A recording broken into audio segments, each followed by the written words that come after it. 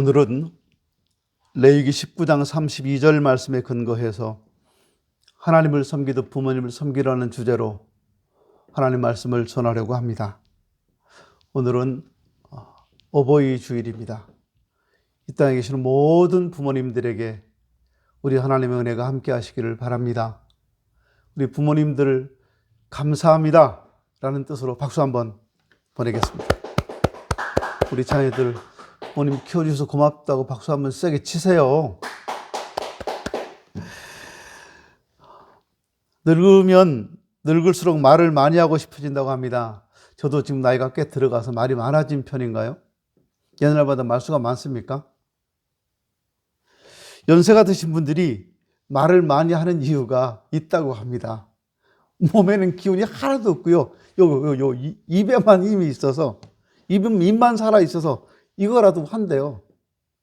기운이 여기 있으니까 이거로 말한다는 거예요. 그래서 잔소리가 많아지고 할 말도 하고 할 말도 하고 하시는 겁니다.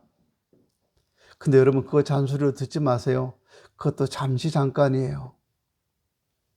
나중에는 그 잔소리마저 들을 수 없는, 잔소리마저 하실 수 없는 때가 온다는 것을 우리 자녀들이 기억했으면 좋겠습니다. 근데 오늘날 노인들이 천대를 받는 시대가 되었습니다. 고령화 사회로 노인들이 너무 많아졌다는 겁니다.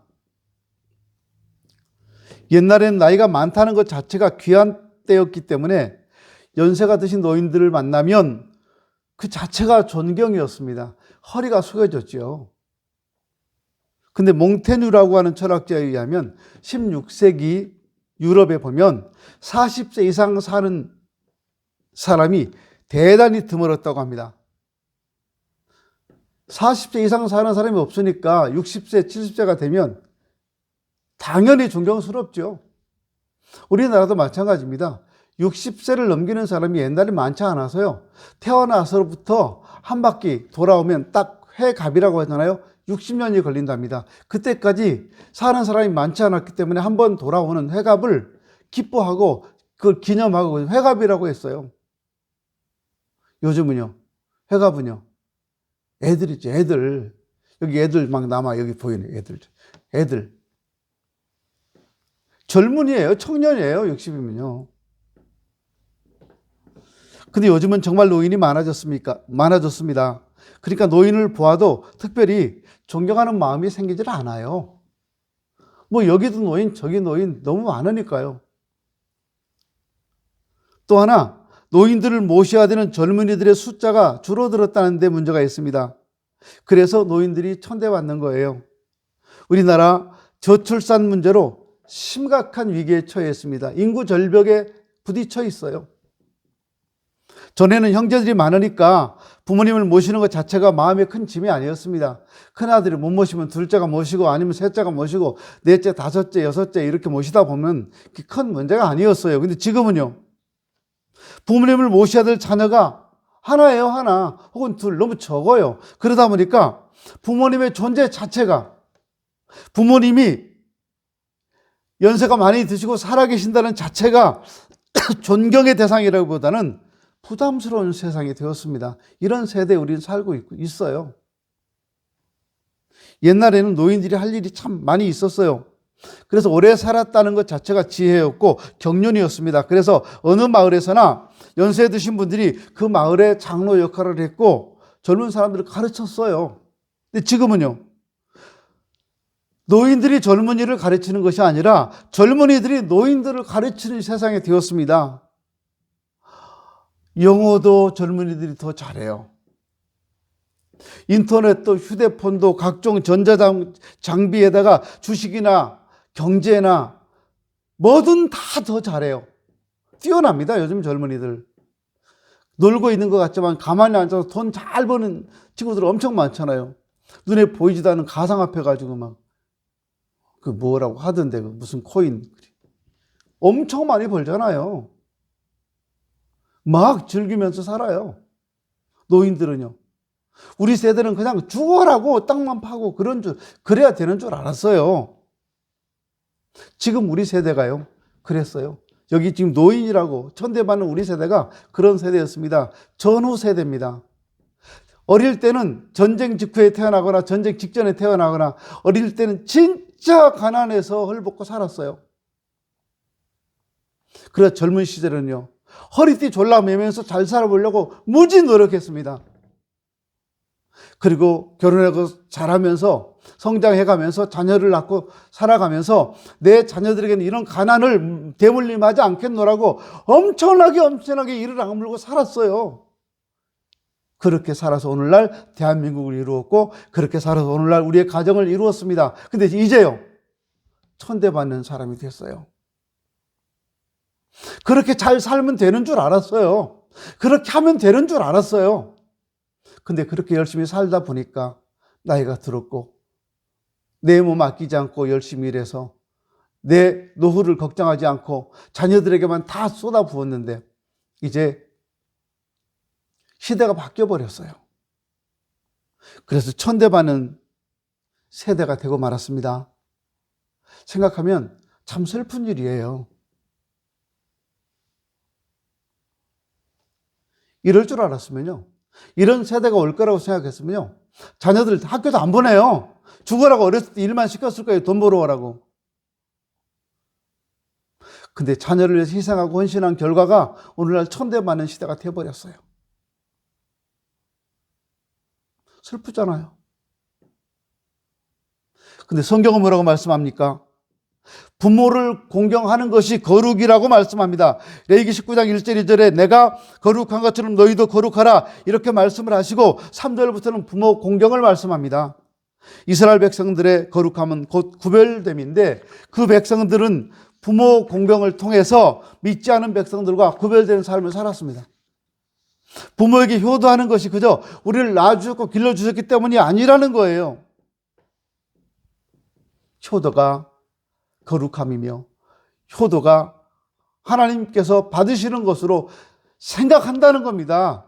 그러니까 효도해야 되는 거예요. 우리가 부모님에게 하는 것을 하나님께 하는 것으로 받으신다는 거예요.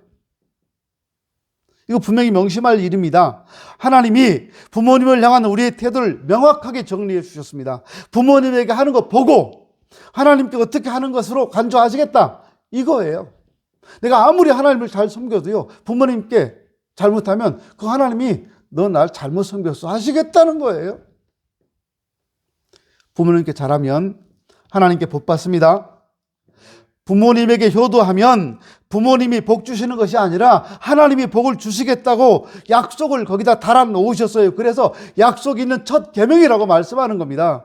네 부모를 공경하라. 그리하면 네 하나님 여호와가 내게 준 땅에서 네 생명이 길고 복을 누리리라. 에베소 6장 2절에 나오는 말씀이에요. 신명기 5장 16절은요. 섬김은 부모님께 내가 했는데 복은 하나님께서 주시겠다고 이렇게 하나님이 딱 원리를 정해 두셨습니다. 부모님이 나에게 재산을 물려준 적이 없다고요? 지금 오래오래 살아계시니까 집만 되지요? 그런 분 계신가요? 부모님 나한테 해준 것도 없는데 나이 들어서 집만 되고 있고 그런 생각 하는 분 계셔요? 진짜 여러분이 하나님을 믿으신다면 복은 하나님이 주신다는 사실을 믿으셔야 합니다. 만약에 내가 어리석어서 부모님에게 그런 것 때문에 소홀히 했다면 하나님께서 결코 그걸 그냥 넘어가지 않으시겠다는 거예요. 부모님 함부로 하는 자녀들, 소홀히 여기는 자녀들 하나님께 복 받을 생각하지 마세요. 여러분 힘으로 열심히 노력해서 노력한 만큼만 사세요. 하나님 복 안 줘요. 반대로 부모님께 잘못하면 하나님께 벌 받습니다. 뿐만 아니고 부모님에게 잘못하면 저주를 내리신다고 분명히 말씀하셨어요. 그 부모를 경홀히 여기는 자는 저주를 받을 것이라 할 것이요 모든 백성은 아멘 할지니라. 부모님에게 잘못하면 내가 저주 내릴 거다 아멘 해. 그러니까 백성들이 아멘 했다는 거예요. 아멘 해놓고 잘못하니까 벌 내리는 거예요. 이거요 이스라엘 백성들만에게 주어진 문제가 아니에요. 우리 똑같은 문제입니다. 내가 부모님에게 잘못했어요. 근데 벌은 하나님이 주신다는 겁니다. 그러니까 하나님 말씀이 우리에게 가르치는 걸 한마디로 요약하면 부모님은 하나님을 대신하는 분이라는 거예요. 결국 부모님을 향한 우리의 태도와 이꼬르 하나님을 향한 태도가 같다는 거 아니겠습니까?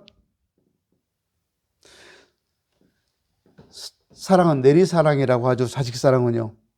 그래서 자녀 사랑에 대한 그 사랑은 본능에서 옵니다. 내려갈수록 이쁘잖아요. 근데 부모님에 대한 마음은 부모님이 나이가 들고 늙어가면 늙어갈수록 부모님을 부담스럽게 여기는 경향들이 생겨나고 있습니다. 오늘 하나님 앞에 서서 하나님 말씀에 귀를 기울이되 마음에 꼭 새겨야 할 것이 있어요. 우리 부모님을 향한 태도가 그대로 하나님을 향한 태도라고 하나님이 인정하신다는 겁니다. 부모님에게는 소홀히 하고 하나님께서 예배 잘 드리는 거 아무 소용이 없어요. 하나님이 안 받으시니까 거짓으로 보신다는 겁니다. 그러니까 부모님과의 관계를 통해서 하나님과의 관계를 점검해야 되는 겁니다.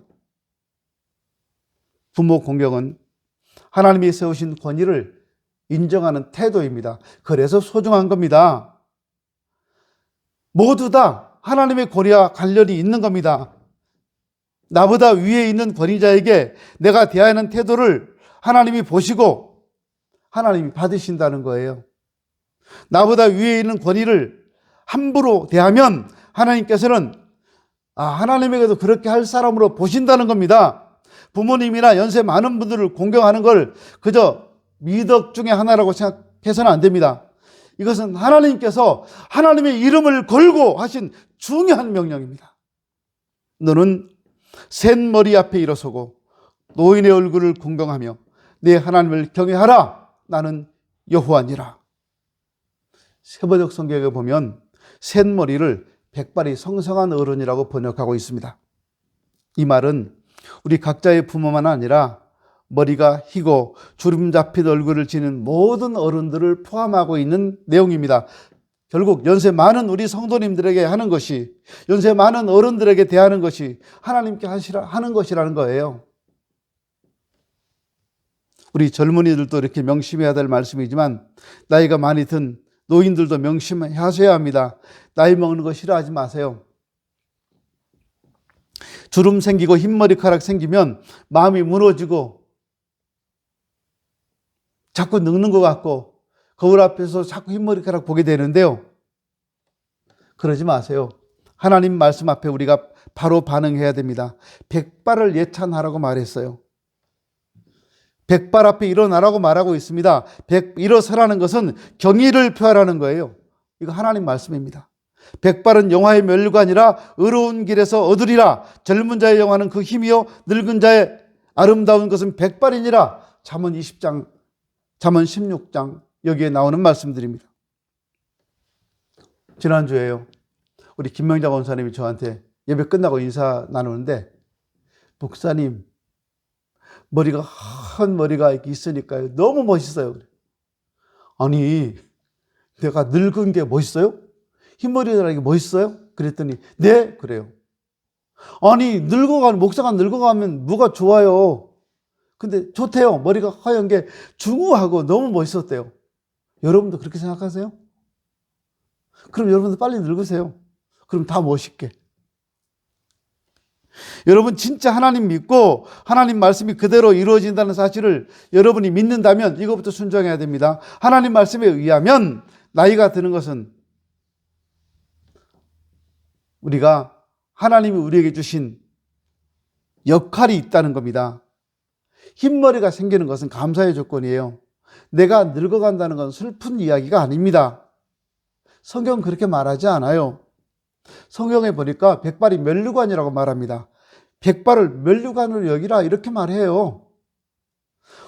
오직 복음 하나만을 위해서 평생을 살았던 사도 바울이 늙어서 이런 고백을 합니다. 내가 선한 싸움을 싸우고 나의 달려갈 길을 마치고 믿음을 지켰으니 이제 후로는 나를 위하여 의의 면류관이 예비되었으므로 주 곧 의로우신 재판장이 그날에 내게 주실 것이니 내게만 아니라 주의 나타나심을 사모하는 모든 자에게도니라. 디모데후서 4장 7절 이하에 나오는 말씀입니다. 사도 바울은 면류관을 받을 것에 대해서 소망하고 그 면류관을 사모하고 있는 것처럼 우리도 소망하고 사모할 면류관이 있다는 거예요. 그게 뭡니까? 백발이라는 거예요. 백발. 백발은 영화의 면류관이니라 잠언 16장 31절에 나오는 말씀입니다. 흰머리가 날 만큼 그렇게 열심히 살았다고 하나님이 우리의 삶을 인정해 주신다는 거예요. 그러니까 흰머리에 대해서 감사해야 됩니다. 흰머리 나는 거 속상해하지 마세요. 그 하나님께서 면류관이라고 하시는데, 근데 저요, 흰머리 나니까 너무 늙어 보여서 사실 얼마 전까 염색했었잖아요. 얼마나 머리가 가려운지 염색하고 나니까 말하니까 막 가려워지네. 그래서 이제 염색 안 하기로 했어요. 염색 안 했더니 김문혁 원사님 저한테 멋있다고 그러잖아요. 염색했을 때는 젊다 그러고 안 할 때는 멋있다 그러고. 그럼 뭐예요? 나는 젊고 멋있다는 건가요? 노인이요, 흰머리 나는 거 속상해하지 마세요. 그거 당연한 것이고요. 하나님이 우리 인생을 그렇게 인정하고 계신다는 거예요. 노인도 사명이 있습니다. 나이가 들수록 노인이 할 일이 있어요. 그게 뭡니까? 하나님을 대신해서 우리 자녀들과 젊은이들을 축복해야 한다는 겁니다. 젊은이들이 하나님 함께 하듯이 부모님을 그렇게 섬기라고 하신 말은 나이가 들면 노인들도 해야 될 역할이 있다는 것을 의미하고 있어요. 흰머리가 생기고 주름이 생긴다는 이야기는 이제 어른 역할을 해야 될 때가 왔다는 거예요. 노인들이 그 사실을 분명히 해야 됩니다. 어떤 분은 노인이라는 말도 싫어하는데 하나님 앞에서 생각을 바꾸시고요. 나이가 많아졌다는 얘기는 내가 이제 하나님을 대신해서 내가 축복하는 사명의 자리에 섰다는 겁니다. 사명을 생각하니까 어버이날 꽃을 달아도 부끄럽지 않은 거예요. 당당한 거예요. 부모가 되었다는 것, 나이가 들어간다는 것은 하나님이 우리에게 이렇게 사명을 주신 일이 있다는 겁니다. 자녀를 축복하고 젊은이를 축복하라는 거예요. 축복의 사명입니다. 노인은 하나님을 대신하여 대접받고 존경을 받는 겁니다. 이걸 부담스럽게 여기지 마세요. 대신 축복하면 되는 겁니다. 부모는요, 자녀들이 뭘 대접하면 부담스러워합니다. 저도 그렇더라고요. 아이들이 저에게 뭐 선물을 해주든가 음식을 대접한다든가 그러면 이런 생각이 들어요. 저놈들이 진심으로 하는 걸까? 체면으로 하는 걸까? 왜 밥을 먹자고 그럴까? 무슨 부탁할 게 있나? 이런 생각이 들어요. 돈을 주고 가면 돈도 없을 텐데 내가 이 아이들 수입을 다 하는데, 그래서 어떻게든 그 돈을 다시 돌려주려고 노력을 해요. 내가 아이들에게 부담스러운 존재로 여기진 않을까? 그래서 나도 말년에 수입이 있어야 되고 소득이 있어야 되는데, 내가 내 노후를 너무 준비 안 했구나. 그 생각을 해봤어요. 근데 아직 저 많이 남았어요. 충분히 준비할 시간이 있다고 봅니다. 그러니까 자녀들이 잘해주시면 부담 갖지 말고 기쁨을 받으시고요. 대신 축복해 주세요. 근데 저를 보니까 애들이 안 해주면 서운하고 해주면 좀 마음이 부담스럽고 그래요. 이게 어른들의 마음인 것 같아요. 안 해주면 되게 서운해요. 근데 막상 해주면 부담 가요, 그게요. 근데 우리 생각을 바꿉시다. 부모가 자녀를 위해서 할 일이 있어요. 그게 뭐냐면 축복이에요. 연세 드신 분들이 젊은이들을 위해서 해야 될 일이 복을 빌어주는 겁니다. 하나님을 대신해서 복을 빌어주는 거예요, 하나님께. 우리 자녀들에게는 복이 필요합니다. 반드시 누군가가 우리 자녀를 위해 복을 빌어줘야 돼요. 그런데 나이가 들었다는 것은 이제 내가 우리 자녀들을 축복할 수 있는 적임자가 됐다는 거예요. 나이가 들었다면 내가 우리 청년들을 위해서, 젊은이들을 위해서 축복할 수 있는 적격자가 됐다는 거예요. 그러니까 젊은이들이 잘해주면, 자녀들이 잘해주면 기쁘게 받으시고, 그리고 복을 빌어주세요. 이리 오너라, 앉아라, 기도하자, 그리고 축복해 주세요. 고맙다, 이렇게요. 고맙다 말 한마디로 끝내지 말고 축복해 주세요. 그 자리에서 내가 못했다면 돌아서서라도 혼자라도 꼭 기도해 주십시오. 그리고 우리 어르신들 나이가 들어도요, 영적으로는 충만해져야 됩니다. 노년이 되면 제일 무서운 것이 정신이 희미해지고 치매가 오는 것이라고 합니다. 신앙생활 잘하던 분들이 치매가 와서 망정된 언행을 하고 그러면 참 안타까워요. 여러분, 나이가 들어간다고 생각하시면 그냥 주저앉지 마시고 더 열심히 기도하셔서 성령 충만해져야 됩니다. 성경은 분명히 약속하셨어요. 요엘서에서 뭐라고 예언합니까? 하나님께서 그분의 신을 부어주시는데 노인들에게도 부어주시겠다고 약속하셨어요. 그래서 노인들이 꿈을 꿀 것이라고 말합니다. 잠이 오지 않아서 노인들이 억지로 꿈을 꾸는 것이 아니라 성령께서 주시는 꿈을 꾸어야 한다는 거예요.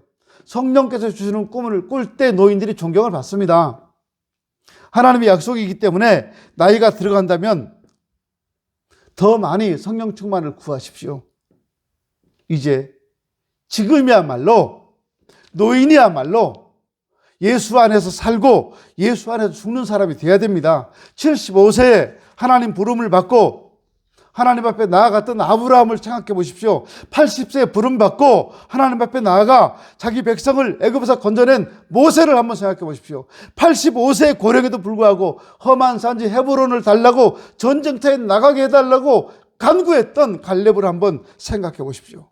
성전에서 기도하며 하나님의 구원을 사모하다가 아기 예수님을 영접했던 시몬 할아버지와 안나 할머니를 한번 생각해 보십시오. 하나님 나라에도요, 노인들은 다 쓰임받을 수 있습니다. 성령 충만한 노인들은 다 쓰임받을 수 있습니다. 그러므로 여러분, 노후에도 참으로 하나님께 존귀하게 쓰임받는 어른들이 되시고 우리 자녀들은 그런 부모님을 존경하고 공경하고 효도함으로 하나님의 축복을 다 받아 누리는 젊은이들이 되시고 그런 가정들이 다 되시고 그런 후손들이 되시기를 주의 이름으로 축원합니다.